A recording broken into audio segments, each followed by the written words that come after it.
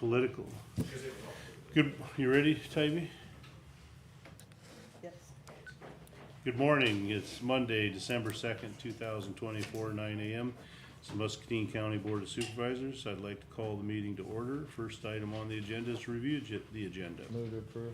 Second. I have a motion by Nathan, a second by Kurt. Any further discussion? All in favor signify by saying aye. Aye. Opposed, the same. Motion carries. Item 3 are items with County Engineer Brian Borowski. That's my middle name. Goodness. First is discussion possible action for various utility permits. Yes, good morning. We have one utility permit today. As from Unite Private Networks LLC of Cedar Rapids, Iowa. They are applying to go down Solomon Ave from Highway 61. From Highway 61 south, they'll go roughly 1,900 feet to the cell tower that's there. So they'll be running fiber. So pretty straightforward. Good luck. Move to approve. I have a motion by Nathan, Second. second by Kurt. Any further discussion? All in favor signify by saying aye. Aye. Opposed, the same. Motion carries. Anything else, Brian? Nope, that's all I had. Thank you. Yep. Item number 4, items with Planning and Zoning Administrator Eric Furness. Discussion possible action to change order number 1 with TNT tuck pointing and building restoration for additional painting and sealing work for the Muscatine County Courthouse roofing project in the amount of $5,164.82. Yep. Good morning. I know I kind of updated you that we were seeking a quote on this to take advantage of the lift being on site and the protective overhead tunnel already for that 4th Street entrance. So we did get this. We had to have a little back and forth with some typos, but we got it on for this morning. Mike's taken a look at it. He thinks it's reasonable. I think it's plenty high, but it is a fairly large multi-pane half moon shaped window over that main entrance, probably 10 feet wide at the base. And he's gonna scrape all the old caulk as well, scrape all the old paint off the trim and repaint and re-caulk everything, and utilize the lift and the tunnel that's there. So they did give us a breakdown, their labor rate that was included in the contract. So I'm not real optimistic that we could get somebody in to do it any cheaper after the scaffolding's all torn down. It would take an awfully tall ladder to get to that. So by the time you have somebody re-rent another lift, I'm not sure that we could get it done any cheaper, and it probably does need to be done. Yeah, a third of your cost is lift rental, which makes sense. And, I think, and I saw in their note too, that the concern I have is time of year. So it looks like, we looked ahead next week, we've got several days that are gonna be above 40, and with the product they're quoting, that's workable for both the paint and the type of caulk, if it can get above, if temperature averages 40 during the day, for the paint to dry out here, says it requires 35 or higher, so, looks like we have several days next week that's supposed to be in the 40s, so the lift is still on site, he said. We'll write that down, Eric. Yeah, I mean, what do we do if they go to do it and they paint and it doesn't cure right? Well, we'll take a note of the temperatures the day, and they put it in here that they will only do it if the temperature reaches a certain point. I guess if they proceed, this might be a Jim question, but if they proceed and we have it documented that it was not that temp, that we would probably expect that it should be redone. I mean, at $200 a gallon, I don't wanna take many stabs at this on the paint. Yeah, and I think when we send this to him, I can reiterate that. Yeah. Hey, he indicated there was no hurry on getting the lift out of here.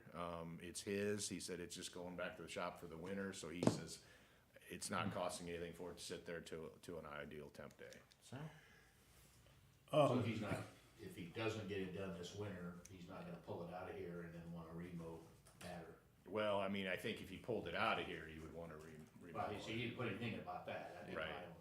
my only comment would be that we're expecting him to do it. There's nothing in here that says if he has to remow, right. that there's an additional cost, so Yeah, I know his plan was not to remobilize. I'm sure it wasn't, but you know how that goes. Yeah. Eric, is this the only window, that would be potentially at risk in the project, on the building? Cause I know a lot of them are clad, there was replacement windows done a number of years ago. But there still are a few of these historic windows that would probably be painted and sealed like this. So up around the clock tower, some of those were addressed or are being addressed as where the main scaffolding is. This one was a little lower, but not accessible by the scaffolding. All the double hung office windows around the perimeter were newer vinyl replacement windows, so we don't have any issues with those. The one on this side, it has weathered much better because of less weather exposure. There's just no good way to get to that one. We just are trying to take advantage of having the infrastructure and equipment. I just didn't know if it would be wise of us, since we're going through all the effort on the building, to make sure we inspect them at least, to make sure that we don't have because you don't want to lose those windows, because they would be incredibly expensive to replace. Now, this is the one that jumped out at us as needing some attention, that wasn't replaced with vinyl a number of years ago, and that we could get at. I think the other ones are already being addressed, that were in front of the scaffolding up high and on the clock. Under Renaissance's contract. Or they actually did some, TNT did some on a circular window, I believe, did some repainting for us on that one, so. Okay. I guess, as far as the remobilization, this was the amount that would be approved, and if he Carve it decides. out, so my argument would be, Yeah. it is what it is. It is what it is, and that's gonna be my position as well, that he can come back and fight for more, but we can't authorize. Well, the more. reality is the lift's there, and he has $1,500 roughly in the deal for lift rental, so. Even if he has to remobilize, it's like, okay, it's your lift, dude. All right, Move to approve. I have a motion by Nathan, I'll second. second by Kurt. Any further discussion? All in favor signify by saying aye. Aye. Opposed, the same? Motion carries. Anything else, Eric? Not a lot, as you can imagine, with some of the weather and the colds we've had, some of the things have kinda slowed way down there in the holiday week, last week. With the November pay app, we did get the separate invoicing for the ongoing minor repairs to that wooden deck. And it was actually less than the previous month, so what we kinda guesstimated what our total cost would be, I think we're gonna be in that or under that. It was only a couple thousand for, replacement of those 1x6 planks that they found, so we're not uncovering larger and larger amounts of that as they go. And they had made good progress in the last couple weeks, or actually during the month of November, so I was pleased that it wasn't 5,000 or 6,000 like it was the previous month. It was only like 2,200, something like that. They haven't begun to put in place any slate yet, have they? No, I don't believe they've actually put hard slate on yet. They're doing all the. Did they drying. get any? I haven't seen I much. think they've got quite a bit stockpiled over Oh, there. They've yeah, been doing the dry-in and the deck replacement with the underlayment that goes under as they go, so. Okay. That should go fairly quickly once they get that all done. And quite frankly, I think they're being held up by their own finishing the metalwork on the very top of the cupola, because there's still a bunch of scaffolding that the legs sit on those roof sections that they have to re-roof. But that's on them. I mean, they're waiting on their metal shop to make the last bent pieces of that, slip over, I don't know what you would call it, this part on the very top of the cupola that it's like comes to a point.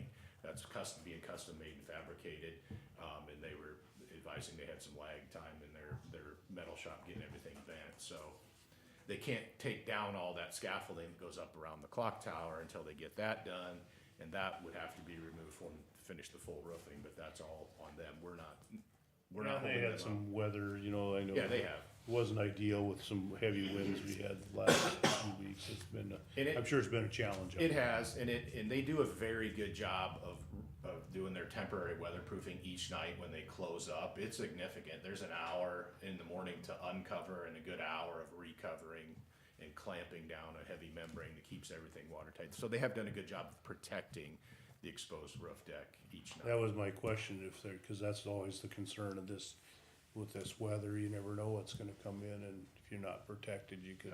We haven't seen where they've taken any shortcuts in their overnight weather protecting each day. I mean, like I said, there's a couple hours each day in uncovering and recovering to go home, so.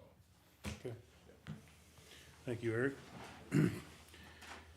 Item number 5 is discussion and review of a professional services agreement with Schneider Geospatial to eliminate the Sidwell bill and replace it with a part of the Schneider parcel maintenance with the county auditor Tybee Vanderlinden and county assessor Randy Spees. Okay, Good morning. Yeah, this is a revisit of some stuff we talked about last May about some professional services.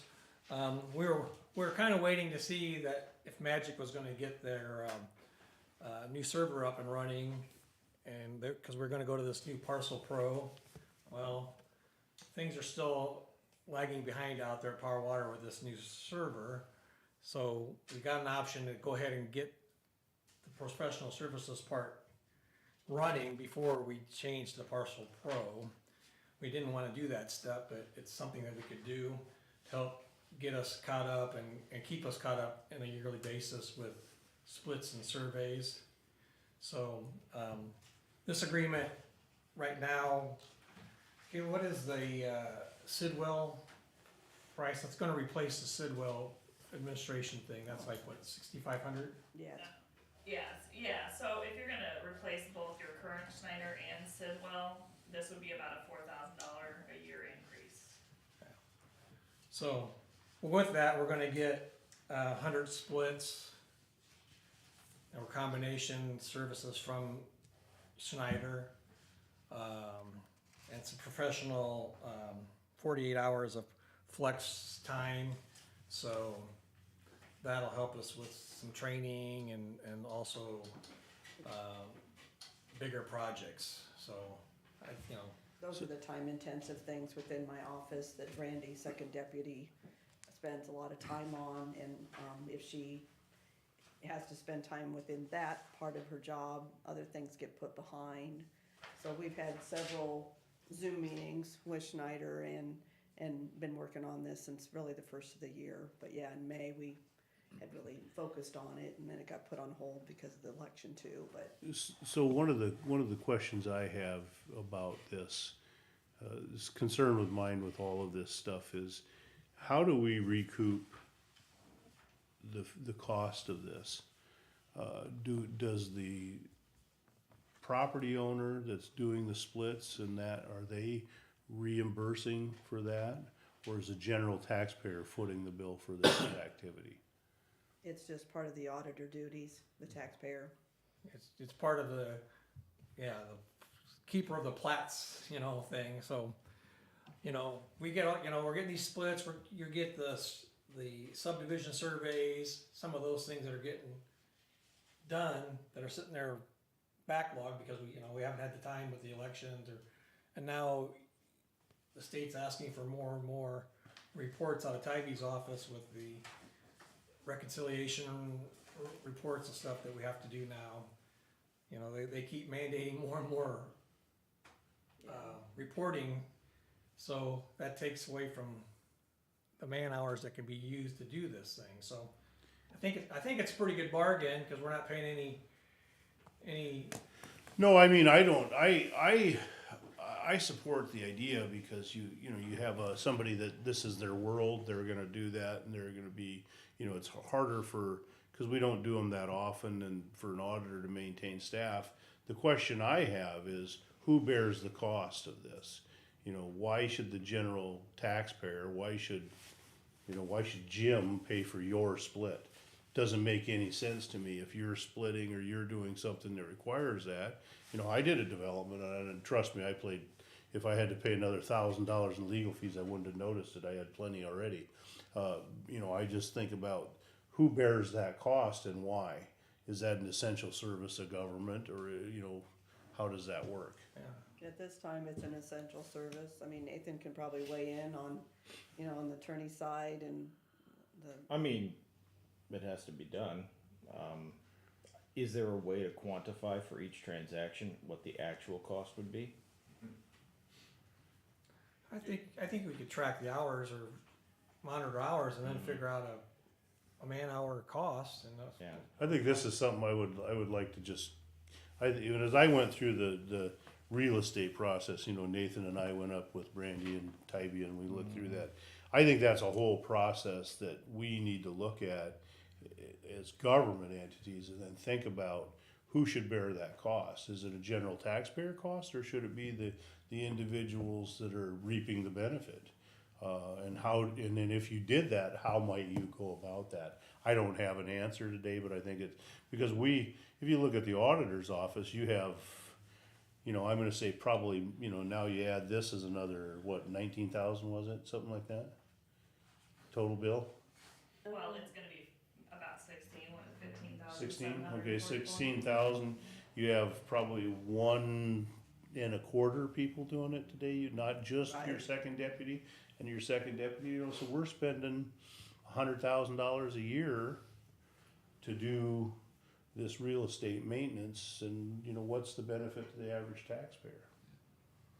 Well, it's just the upkeep of that, and once we get into the splits and combinations, we never know how many parcels it affects, you know, on the perimeter of that yeah, I feel like this is a bargain for what it. No, I think costs. I think it's the right direction to head. Don't get me wrong. I just think about who should be paying for it. That's my whole issue on the whole thing. It's just like, you know, we had that discussion when we went through in your office when there are errors or omissions in the legal descriptions in the paperwork. You know, who should bear that cost? You know, why does the general taxpayer bear that cost? Because there are professionals being compensated to do this work, and in my mind, they should do the work. Yeah, you could probably structure some kind of, another kind of recording fee for doing these splits. You know. Probably a flat fee would be the way to do it, cause, and I don't know, but it seems like one parcel, regardless of the size, if you're splitting it, in terms of this type of work, would be the same as a small one, right? Yeah, you got a little bit more, but you know, But the cost is doing it, not necessarily the scope of it. right. And you got a rough, you know, it was, you know, a $16,000 contract for 100 splits, but there's more than just splits in there. Right. You could probably get them to break that out there. They know what they figure a split costs, so Right. what's your number? Is it $150? Is it $50? Yeah, okay, I can, We could probably get to a number that might make sense, and then that might be something just to, you know, you'll never, no one will ever want to pay more fees. But I think it might be something we start having those discussions and start talking to some of our users, probably the legal community, and say, hey, you know, because we're gonna get, what's happening in county government is we're getting more and more caps on what we can spend. And we're, you know, I mean, there's talk now that they're gonna hold you to a 2% growth.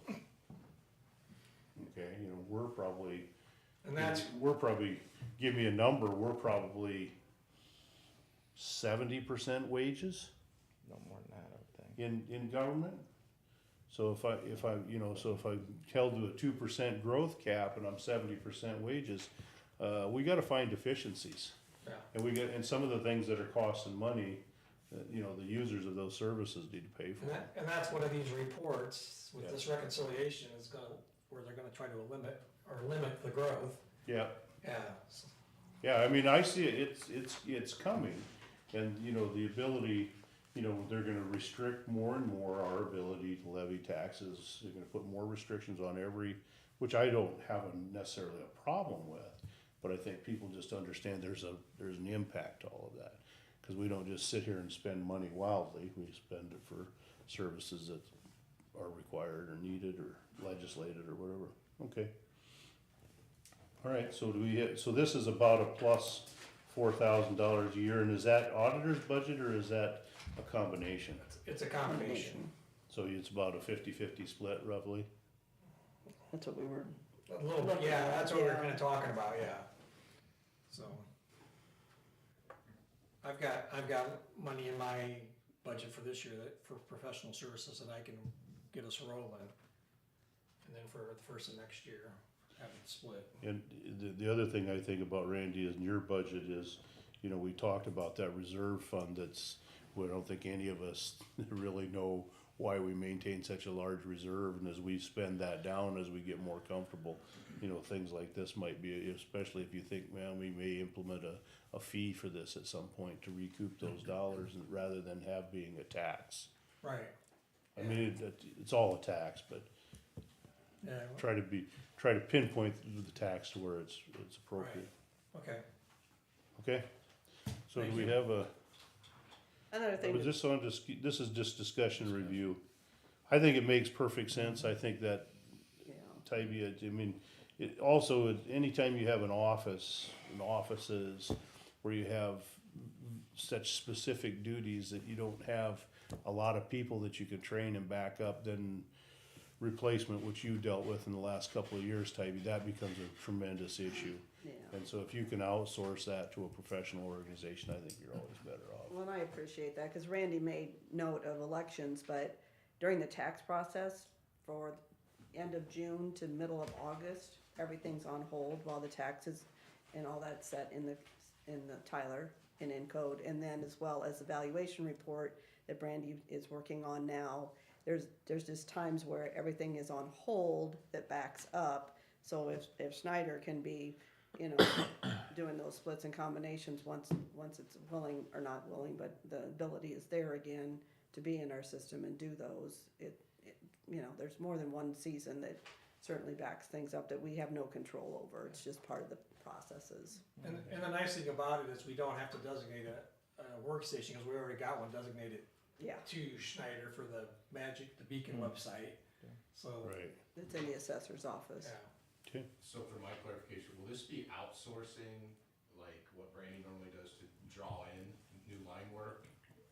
On the ones that she sends to him, yes. Okay, and do we have any kind of,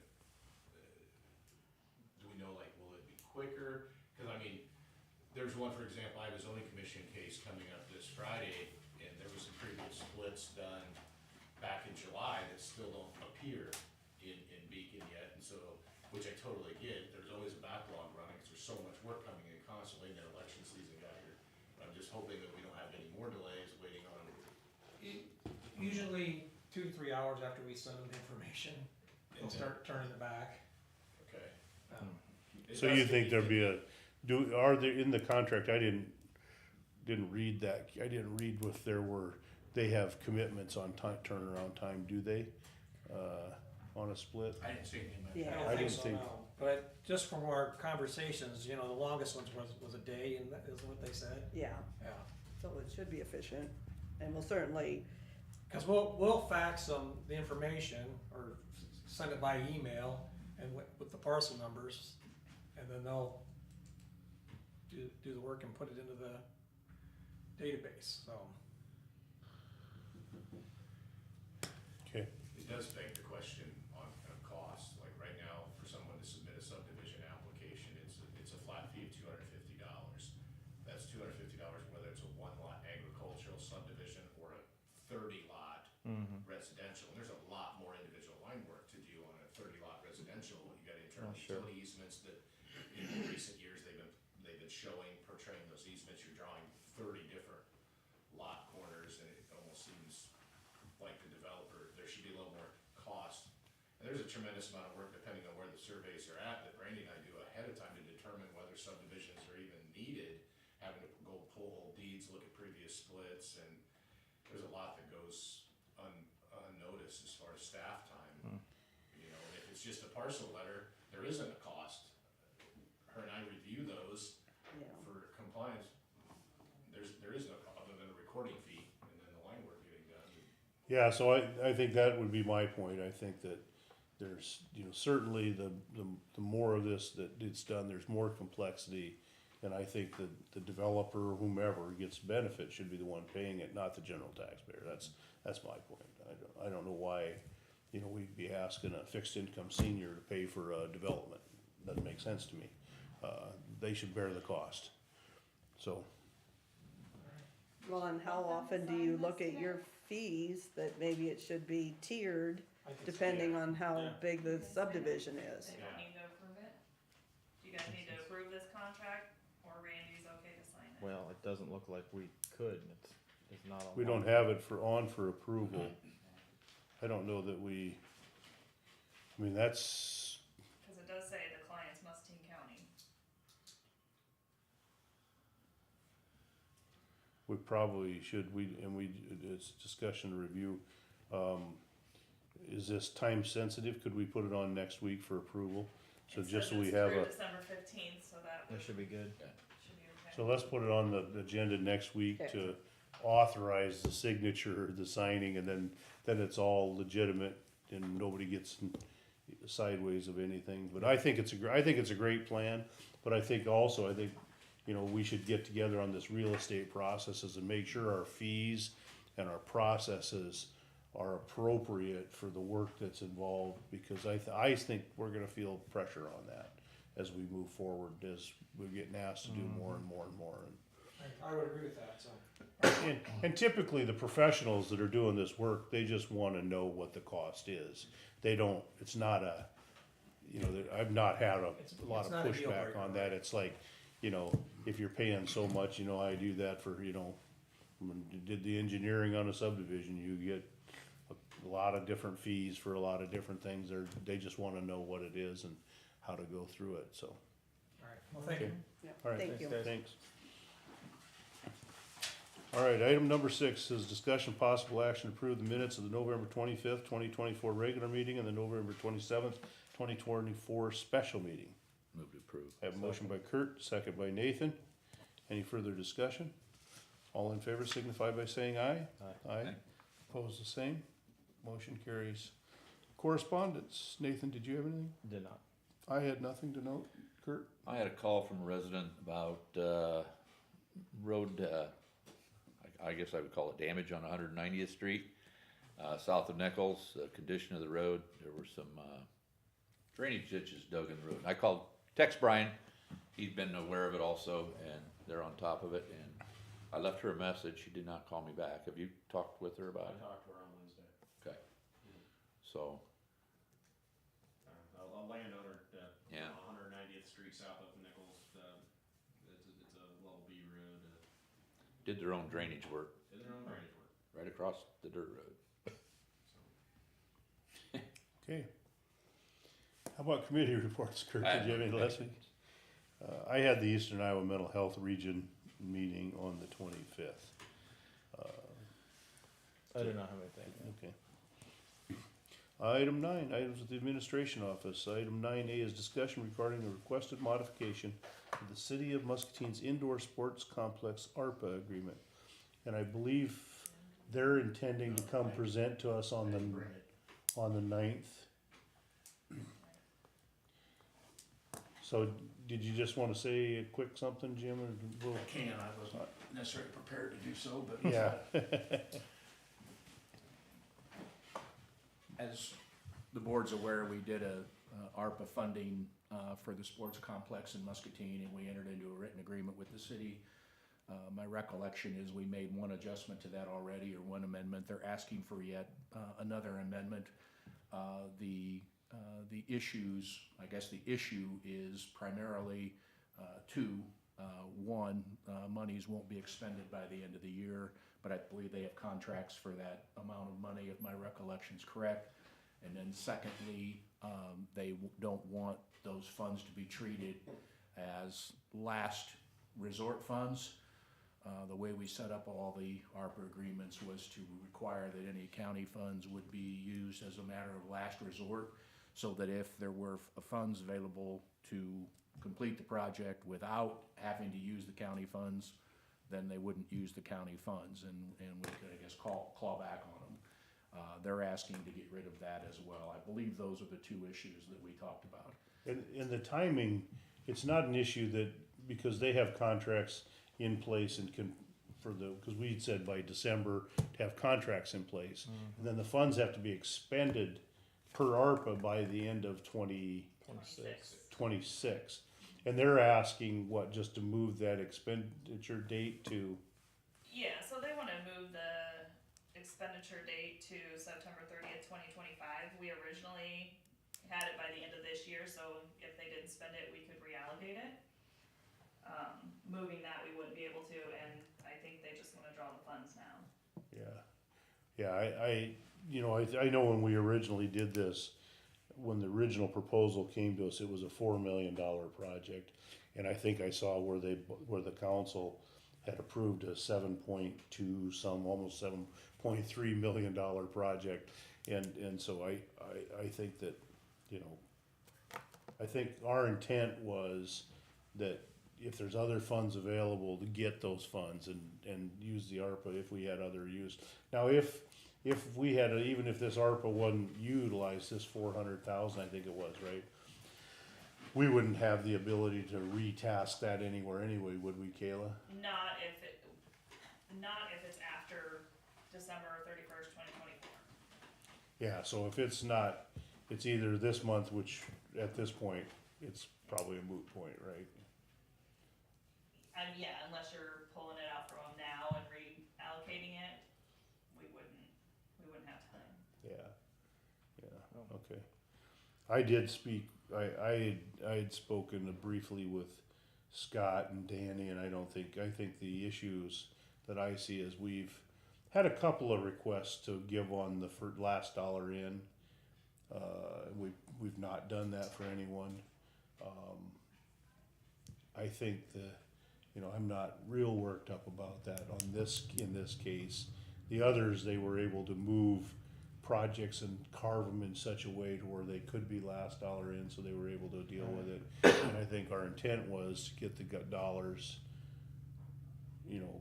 under contract and spent, so that if you didn't, then we would be able to free them up and use them elsewhere. But I think at this point, I don't have a big objection to it. I know Scott and Nathan were, not Nathan, sorry, don't want to speak for you, Nathan. Scott and Danny didn't seem to have too big many concerns. You guys have a concern? Nope. And they're planning to be here next. They're gonna be here next Monday to present their request. Jim just wanted to be able to have the contract, the amendment ready to go. So what I would do is just, recommend that staff prepare that amendment and have it ready for the meeting so that we can put it on as an action item to approve the request by the city. Sounds like a plan. Get that done, cause I know that, I see they're working down there, so I'm sure. And again, it's almost 7.5, and I think I saw something that said that, they had considered this 400,000 when they went out and got other support, so. I think the community is behind this in a pretty big way, it looks like to me. 7.2 million, it's a pretty good investment. Okay, anything else on that? Anything else? Kayla, do you have anything for us this morning? No. Okay, item number 10 is receive information from county employees. Any county employees wishing to address the board? Brian, can I just ask, particularly for selfish reasons, how long when the Moscow Road project will be done? Yeah. Let me pull up a little update here so I don't give you some false information. I forgot about that on the way to the Iowa game the other day, and was chagrined for it. Sorry. I don't mean to put you on the spot. No, that's fine. I want to see exactly what Sean in our office told me this morning. So they have begun shouldering last week. I think it was going along pretty well. This week, they're hopeful that they can get a large majority of it wrapped up, and then we'll have to stripe it before we can open it. There's a lot of cleanup just about here, there, everywhere. The majority of the work is done as far as concrete goes. It's just little things here and there that happen during construction. Some concrete gets spilled here, spilled there, rock gets, dumped in someone's yard, and then they gotta go clean it up. So Can you stripe little that things like that. if it's in cold weather too? That we'll have to change. So typically, whenever we pave a new road, we like to use durable, which is an epoxy-based paint. It's fairly high dollar, but we really like it to be the very first paint that goes down. That needs really favorable temps, like 50 degrees and up. So we won't be able to use that. So we'll have to change order in a solvent-based paint, which you can pretty much go down to as low as you want to go. Yeah. And we've had to do that before. On G28, there was a section where we've had to do it. And I think before my time, I think it was Taylor. I think they had to do that. It was one that finished up late in the year. So I'd say, you know, the best case scenario this week, end of this week, you know, Oh, great. Probably more realistic is sometime, you know, within the next week or two. So Maybe for Christmas. yeah, the contractor, they certainly want out of there. I mean, these temps are not very good. They're not very conducive, you know, to getting a lot of work done. Luckily, a large majority of what they are doing, they can do in the cold. But you know, it ain't much fun starting up equipment and working out there. And some of their stuff doesn't have cabs on it, so they certainly want to get it wrapped up too. So Nice. Okay. Thank you, Brian. yep, thank you. Anything else? Just wanted to remind the public that we will have our public hearing for the presentation of the comp plan amendments on Thursday, December 12th at 6 p.m. at the Discovery Center. So anybody, we would love public input on that, and board members obviously welcome too. That'll be the first public presentation and solicitation of feedback on the comp plan on the 12th at 6 p.m. at Discovery. Okay. Thank you, Eric. I have an announcement. Tybee, okay? I'd just like to thank my staff, the recount team, as well as the public that attended. We were the first of the 20 counties to recount U.S. Representative District 1 in an ordered recount, and ours occurred on November 20th. We were able to start the machine count at 8:15 in the morning, and with only 3 short breaks, we finished at 6:30 at night. We had between 7 and 8 observers all day from 6 different states, and it all went well, and everyone was very complimentary that day, as well as even the compliments I've received in writing since. So I'm very pleased how it went as far as being efficient and everyone just being on time and willing to serve, so. How has I haven't heard any public news on the recount. Is it complete yet, or have all 20 counties completed their work, or They've completed it. I believe some are yet to canvass today. yet to canvass, and Yeah. early reports are not significant changes? Right, the only report I seen with just looking online myself was that there was like a 3-vote difference. And there was like a 600 or 800 vote 801 vote difference when we started. at the election. So I think that bodes well for the Iowa system. I think it's a very accurate system. I think the state does and the auditors all do a really good job of trying to make sure everything is, Such time constraints to get it done. yeah. Yeah, so thank you. Okay, any members from the public wishing to address the board this morning? Seeing no one come forward, it is 9:38, meeting is adjourned.